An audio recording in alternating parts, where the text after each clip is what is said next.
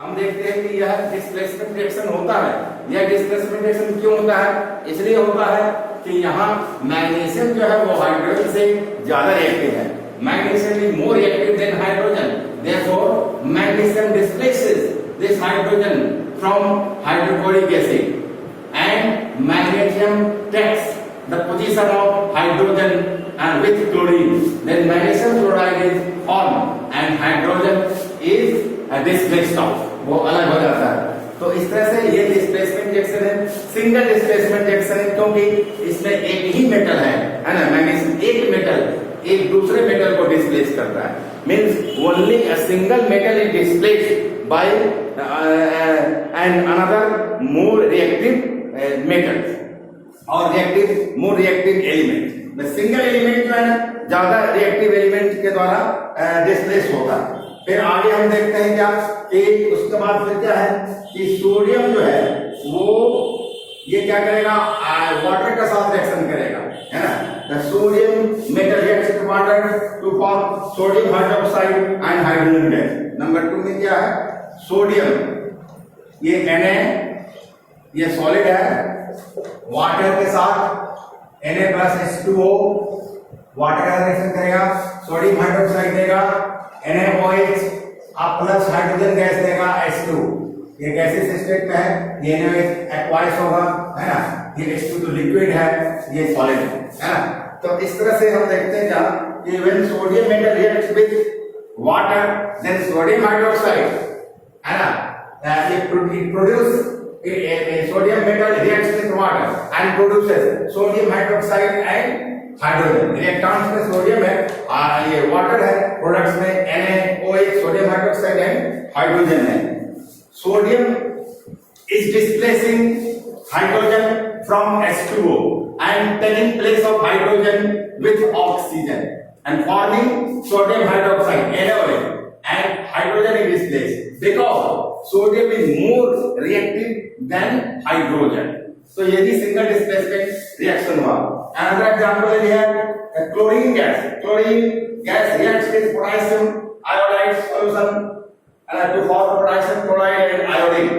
Chlorine का reaction देखिए number में Cl2 क्लोरीन, ये क्या है, गैसेस स्टेट में रिएक्ट करेगा पोटेशियम आयोडाइड सॉल्यूशन का Ki solution, potassium iodide solution के साथ क्या बनेगा, है ना, पोटेशियम क्लोराइड बनेगा और उसके बाद आयोडीन अलग होगा, पोटेशियम क्लोराइड बनेगा, पोटेशियम बनेगा एक्वाइस सॉल्यूशन है ना।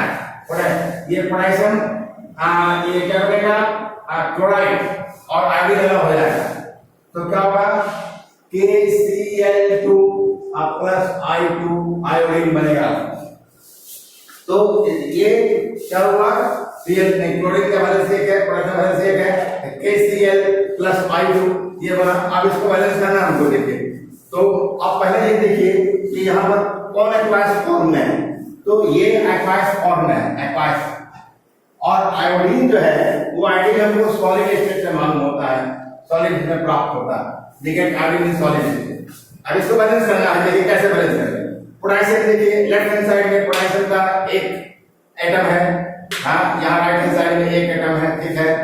अच्छा, उसके बाद आयोडीन का देखिए, यहाँ आयोडीन का एक एटम है लेफ्ट हैंड साइड में, राइट हैंड साइड में दो एटम है, इसलिए यहाँ दो करेंगे, 2 कोऑफिशिएंट डाल दिए, आयोडीन बैलेंस हो गया, है ना। लेकिन पोटेशियम फिर इम्बैलेंस हो गया, पहले पोटेशियम बैलेंस था दोनों साइड, अब पोटेशियम है ना अनबैलेंस हो गया, इसको पूरा बैलेंस करेंगे। So what we have to do to balance this potassium atoms in both sides, electrons and products? We have to count the number of atoms in both sides. In left hand side, the number of potassium is here 2, and in right hand side here 1. Therefore, we have to put here 2. अब देखिए यहाँ look at here, potassium है, potassium का दो atom है यहाँ left hand side में, यहाँ राइट हैंड साइड में दो एटम है। देखिए आयोडीन का दो एटम हो गया लेफ्ट हैंड साइड में, राइट हैंड साइड में दो एटम हो गया। अब क्लोरीन देखिए, क्लोरीन Cl2 यहाँ पर है ना, तो दो एटम है, यहाँ भी क्लोरीन का दो एटम है। इस तरह से हम देख रहे हैं कि ये केमिकल इक्वेशन बैलेंस हो गया। यही हिट एंड ट्रायल मेथड है, इस विधि से हम लोग बैलेंस करते हैं, है ना। तो यही आपके सिलेबस में है, इसी को पढ़ना। तो यह बात हो गई। तो हेयर क्लोरीन, ये क्लोरीन जो है वो क्या करता है कि आपको क्लोरीन के साथ पोटेशियम का ये पोटेशियम आयोडाइड का रिएक्शन होता है, तो हमें यह इस रिएक्शन में हम क्या देखते हैं, यह भी एक डिस्प्लेसमेंट रिएक्शन है। Chlorine displaces iodine from potassium iodide and this displacement reactions occur because chlorine is more reactive than iodine. Chlorine iodine से ज्यादा रिएक्टिव है, इसलिए क्लोरीन आयोडीन को है ना पोटेशियम आयोडाइड में के आयोडीन को हटा देगा, डिस्प्लेस कर देगा और स्वयं अपने आप क्या करेगा, पोटेशियम के साथ बैठ जाएगा, है ना, बॉन्ड बना लेगा और पोटेशियम क्लोराइड बनाएगा, आयोडाइड आयोडीन फिर अलग हो गया। यह भी डिस्प्लेसमेंट रिएक्शन का एग्जांपल है। तो यहाँ देखिए कि हमने जितना भी डिस्प्लेसमेंट रिएक्शन देखा, most of the common displacement reaction occurs in aqueous solution, वो aqueous solution में ही हुआ है। क्या हुआ है? aqueous solution में हुआ है। यहाँ लिक्विड है, यहाँ aqueous solution, aqueous solution में ही हुआ है। लेकिन ऐसे भी कुछ डिस्प्लेसमेंट रिएक्शन है ना, displacement reaction of metals with metal, है ना, of metals with metal oxide और सच रिएक्शन। तो ऐसे भी कुछ है जिसमें कि क्या होता है कि displacement reaction occurs between solid substances, solid substances के बीच भी डिस्प्लेसमेंट रिएक्शन होते हैं, जैसे कि displacement reaction between metal and metallic oxide, metal और मेटालिक ऑक्साइड के बीच में डिस्प्लेसमेंट रिएक्शन होता है, हम जानते हैं। तो इसको हम समझेंगे क्या कि इसमें क्या होगा, ये ज्यादा जो रिएक्टिव मेटल जो है, मोर रिएक्टिव मेटल है ना, displaces to a less reactive metal, less reactive metal को उसके ऑक्साइड से डिस्प्लेस करेगा। जैसे एग्जांपल में देखिए आप, when copper oxide is heated with magnesium powder, then magnesium oxide and copper are form. क्या होगा कि यहां लिखेंगे नंबर 4 में क्या कि when copper oxide is heated with, when copper oxide is heated with, इसके साथ गर्म करना है मैग्नीशियम पाउडर के साथ, है ना, Mg पाउडर,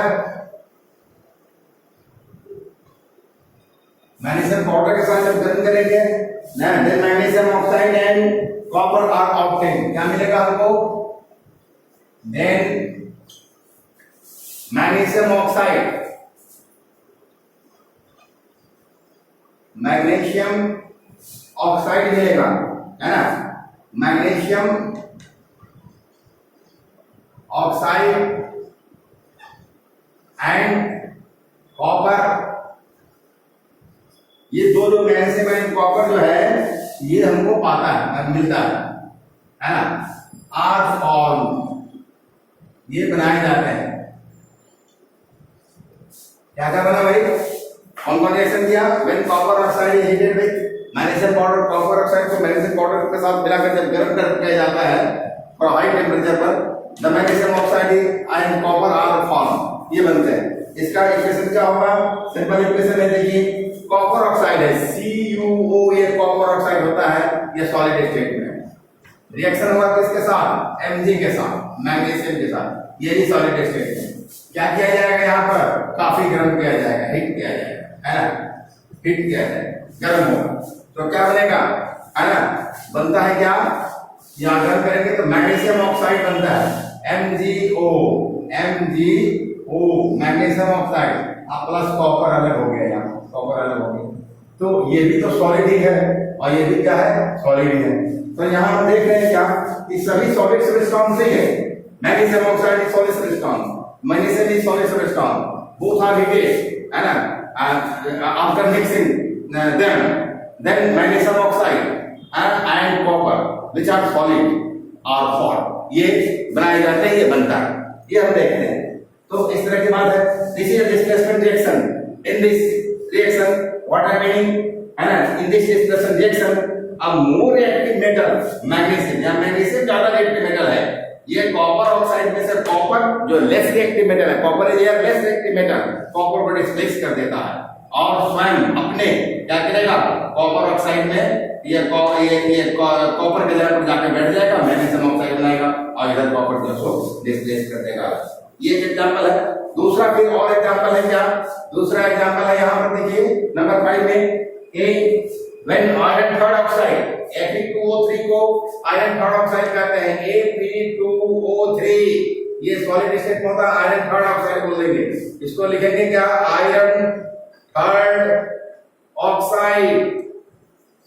ये जब आयरन थर्ड ऑक्साइड रिएक्शन करेगा एल्युमिनियम के साथ, किसके साथ, एल्युमिनियम के साथ रिएक्शन करेगा, सॉलिड स्टेट में एल्युमिनियम भी है ना, क्या करेंगे, क्या चीज करने पर, बहुत अधिक टेम्परेचर तक गर्म करने पर, हीट करने पर, तो आयरन थर्ड ऑक्साइड जब एल्युमिनियम के साथ रिएक्शन करेगा तो क्या बनेगा, बनेगा एल्युमिनियम ऑक्साइड ऑफ आयरन, है ना, तो एल्युमिनियम ऑक्साइड बनेगा क्या, Al2O3 बनता है, एल्युमिनियम ऑक्साइड का मॉलिक्यूलर फार्मूला Al2O3, ये भी सॉलिड सब्सटेंस बनेगा प्लस आयरन अलग हो जाएगा, यानी कि दो सॉलिड रिएक्शन के एक दूसरे के साथ दो सॉलिड सब्सटेंस बना, पर सब्सटेंस चेंज हो गया, सब्सटेंस का सारा केमिकल फिजिकल चेंज हो गया।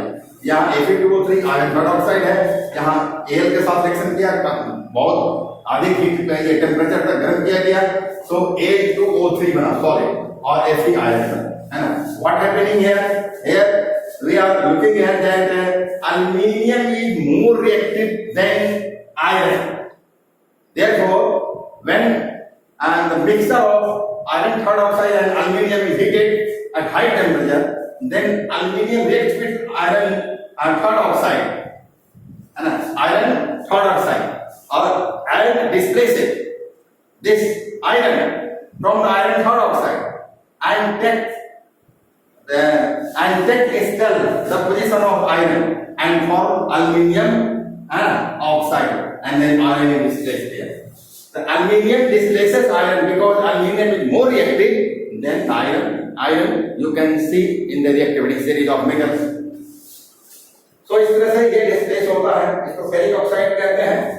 ये आपको, और ये बैलेंस है, बैलेंस केमिकल इक्वेशन है, ये आयरन थर्ड ऑक्साइड को फेरिक ऑक्साइड भी कहेंगे, यानी कि फेरिक ऑक्साइड, फेरिक ऑक्साइड भी इसको कहा जाता है, ठीक है बात। तो इस तरह से हमें ये सारा डिस्प्लेसमेंट रिएक्शन हमको यहाँ समझ में आ गया भाई, ठीक है। अब देखिए यहाँ पर कि in this displacement reaction a more reactive metal aluminium is displacing a less reactive metal iron from its oxide. देख रहे हैं, आयरन थर्ड ऑक्साइड में से डिस्प्लेस कर रहा है ना, तो आयरन थर्ड ऑक्साइड में से डिस्प्लेस कर रहा है एल्युमिनियम, क्योंकि ज्यादा रिएक्टिव है आयरन के बनस्पत। तो इस तरह से एक्चुअली होता क्या है कि ऐसा इस डिस्प्लेसमेंट रिएक्शन में बहुत अधिक हीट एनर्जी प्रोड्यूस होता है ना, और आयरन जो है वो पिघले अवस्था में मिलेगा, मोल्टेन स्टेट में मिलता है, यानी कि ये लिक्विड स्टेट मिलता है। एक्चुअली आयरन क्या मिलेगा, पिघले अवस्था में लिक्विड स्टेट मिलता है, क्योंकि काफी जो है सो हीट एनर्जी प्रोड्यूस होता है। इसमें ज्यादा हीट नहीं करना है, इसमें हीट करना है लेकिन बहुत ज्यादा नहीं, इसमें बहुत अधिक गर्म किया जाएगा इसको, जिससे ये पिघले अवस्था में आयरन मिलता है, पिघले हुए अवस्था में, मोल्टेन स्टेट में, है ना, liquid state. So all these examples of displacement reactions are actually single displacement reaction, है ना।